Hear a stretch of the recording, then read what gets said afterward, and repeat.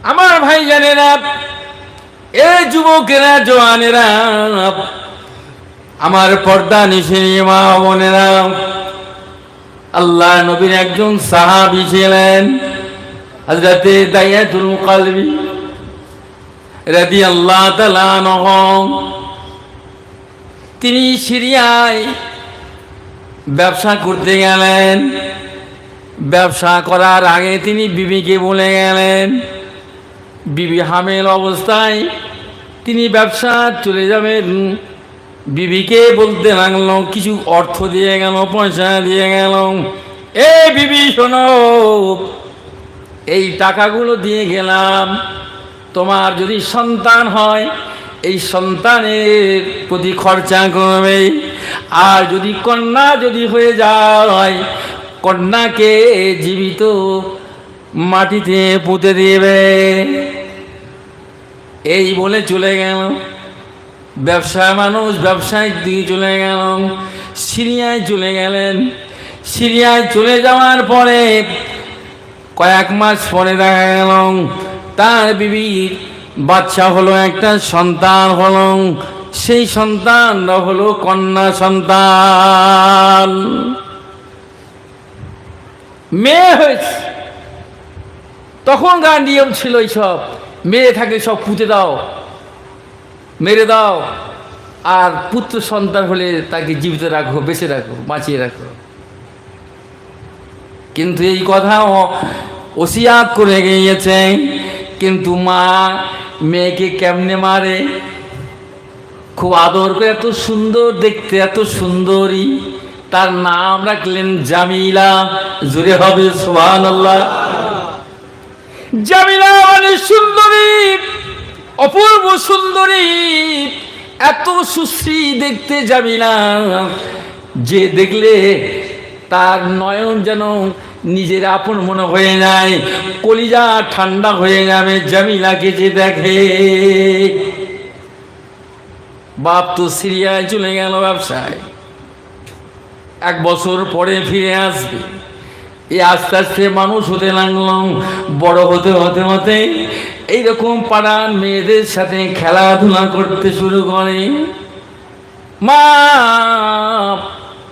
সমস্ত মেয়েরা তাদের আব্বা আব্বা বলে রাখে, আমার বাপ, আমার আব্বা কোথায়, আমি তো আব্বাকে এখনো দেখতে পাই নাই। মা বলে, রে মা, তোর আব্বা আসবে, বাইরে গিয়েছে বাবা, দেখতে পাবে, তোমার আব্বা এসে যাবে। এই কথাটা কিন্তু সেদিনে যখন বললাম, কিন্তু স্বামী ফিরে এলো। হযরতে দাইয়াতুল কলবি তিনি চলে এলেন ঘরের দরজার বাইরে।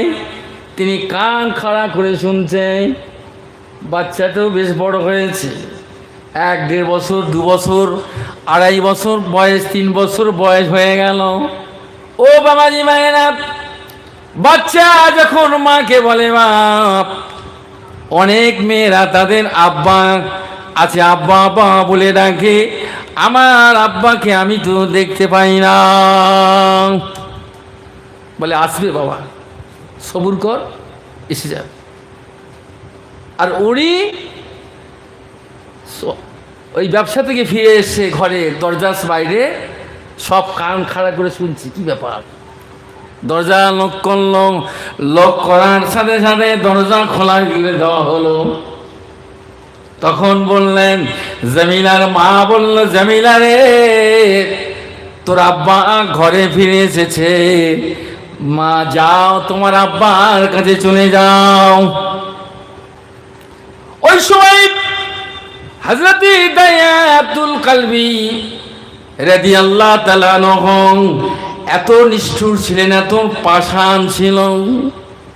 এ বিবি, আমি তো ওসিয়াত করে গিয়েছিলাম, এ মেয়ে কন্যাটা কার? বলে আপনার। বলে আমি কি বলেছিলাম? পুত্র যদি হয় বাঁচিয়ে রাখবে, কন্যা যদি হয় মেরে দিবে। কি করলে? বলে কেমনে বাড়ি, এত সুন্দর আমাদের মেয়ে জামিলা, 1000-এ একটা পাওয়া যায় না। ওই সময় হযরত দাইয়াতুল কলবি হুজুর আমার কি করলেন? ওই সময় তাকে বিবিকে বলল, ওকে সাজিয়ে দাও, সাজিয়ে দাও, ওকে নিয়ে যাব, আত্মীয় বাড়ি নিয়ে যাব। এই না বলে ওকে সাজিয়ে দেওয়া হলো, কাপড় পুড়িয়ে দেওয়া হলো। আর দাইয়া কি করলেন? একটা শাবল নিলেন, একটা কোদাল নিয়ে ঘাড়ে করে নিয়ে চলতে লাগলো। মার জান বুঝতে পেরে গেছে বুঝি কি হবে না হবে। পথে চলতে চলতে চলতে পাহাড়ি এলাকায় চলতে লাগলো। কিছু দূর গে চলতে চলতে তার আব্বার গায়ে ধুলাবালি লাগছে। আর জামিলা বলে, আব্বা কোথায় আমাকে নিয়ে যাও? তোমার গায়ে এত ধুলাবালি লাগছে আব্বা। জামিলা জানে না ওই জামিলা নিয়ে যাচ্ছে। এবার দায়া কি করছে? দায়াতুল কালবি তিনি এমন করে কিছুই বলে না, আর দুকে নিয়ে গেল, একবার গভীর দিকে নিয়ে গেল, গিয়ে সেখানে দাঁড় করিয়ে দেওয়া হল। আর কি করলো? বালিকা বালু সরাতে শুরু করলো, কোদাল নিয়ে বালু সরা শুরু করলো, গর্ত খুঁড়ছে। ওই জামিলা ওই সময় বলেন, ও আব্বা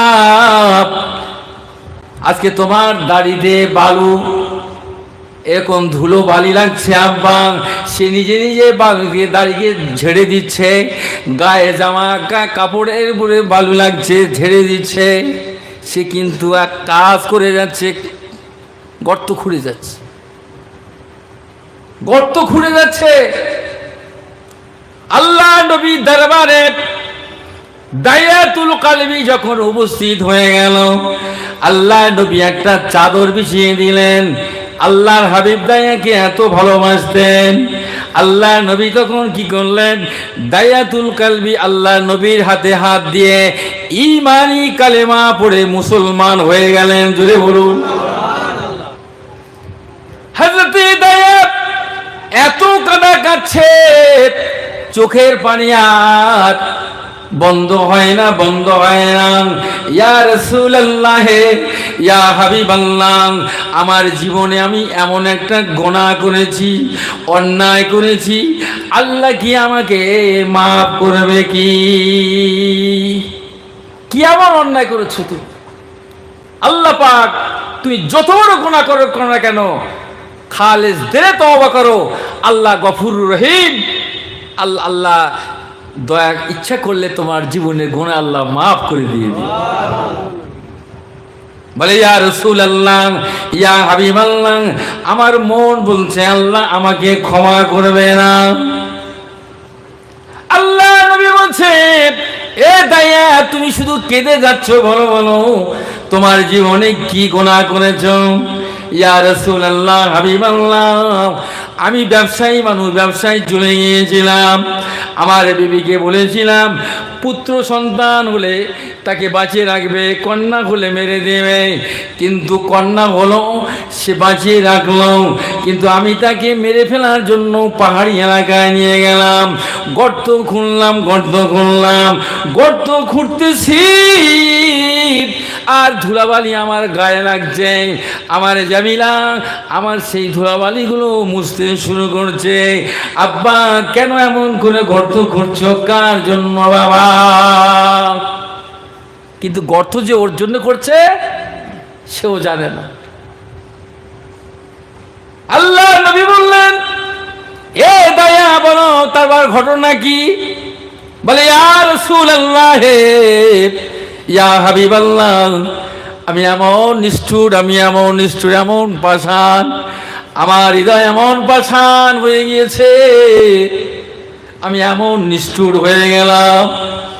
আমার জামিলা আমার দাড়িতে ধুলোবালিগুলো মুছে দিচ্ছে, আমার গায়ের কাপড়ে ধুলোবালিগুলো মুছে দেয়। আব্বা তুমি কেন এমন কোনো গর্ত করছো কেন? কিন্তু আমি আর সহ্য করতে পারি নাই। গর্ত করা কমপ্লিট হয়ে গেল। এবার আমি কি করলাম? আমার জামিলাকে ওই গর্তের মধ্যে আমি ফেলে দিলাম। যখন গর্তের মধ্যে ফেলে দেব, বালু চাপা দিয়ে পাথর মেরে নিক্ষেপ করা হলো। ওই সময় আমার জামিলা বলে, ও বাপ, আমি আব্বা আব্বা বলে যদি তোমার শরম লাগে, আমি তোমার আর কোনোদিন আব্বা বলবো না। ও আব্বা, তোমার জীবনে কোনদিন বাপ বলে ডাকবো না। তোমার যদি কোনো শরম লাগে, আমার মন যেদিকে চাই আমি সেই দিকে আমি চলে যাব, তোমার ঘরে আমি যাব না। আব্বা, আমাকে এমন করে জীবনে মেরো না। ইয়া রাসূলুল্লাহ, ইয়া হাবিবাল্লাহ, আমি এমন পাষাণ, আমার এমন অন্তঃকরণটা এমন শক্ত, এত কঠিন হয়ে গিয়েছিল, আমার হৃদয়টা এত পাষাণ হয়ে গিয়েছিল।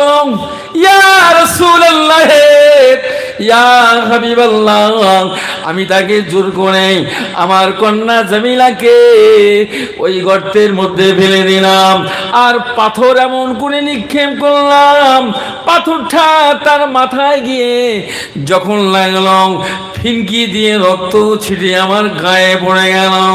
ওই সময় একটা আওয়াজ, আব্বা আওয়াজ বলে চিৎকার করে আওয়াজ করল, ইয়া রাসূলুল্লাহ, ইয়া হাবিবাল্লাহ, দয়ার নবী গো।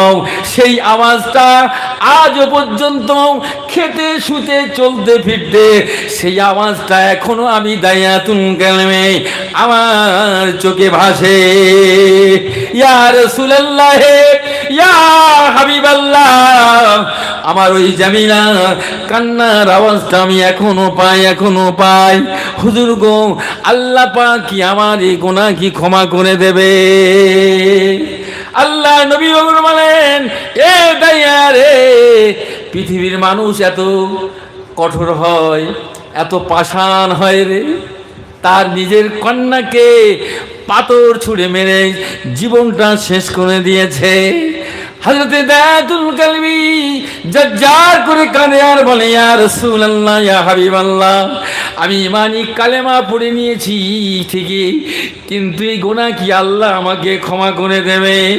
আল্লাহ নবী ওই সময় বলেন, এ দায়াতুল কালবি, শোনো, আমার আল্লাহর এত দয়া, আমার আল্লাহর এত মায়া, আল্লাহ রব্বুল আলামিন যদি দয়া করে, মেহেরবানি করে, লা তাকনাতু মির রাহমাতিল্লাহ, আল্লাহ রহমত থেকে নিরাশ হয়ে যেও না। ইন্নাল্লাহা ইয়াগফিরু যুনুবা জামিয়া, নিশ্চয়ই আল্লাহ তোমার জীবনে যত গুনাহ আছে আমার আল্লাহ তাআলা মাফ করে দিবে। আল্লাহর কাছে তওবা করো, হ্যাঁ, আল্লাহর রহমত থেকে নিরাশ হয়ে যেও না, আল্লাহর কাছে তওবা করো। আল্লাহ দয়াবান, আল্লাহর এত দয়া, আল্লাহর এত মায়া, যদি সে অনুশোচনা হয়, ইস্তেগফার করে, আল্লাহর কাছে সাহায্য করে এবং চোখের পানি ফেলে আল্লাহ রসুলের দরবারে, আল্লাহ রসুল বলেছে আল্লাহর এত দয়া মায়া, এই দায়াতুল কালবি, আল্লাহ তোমার দোয়া কবুল করে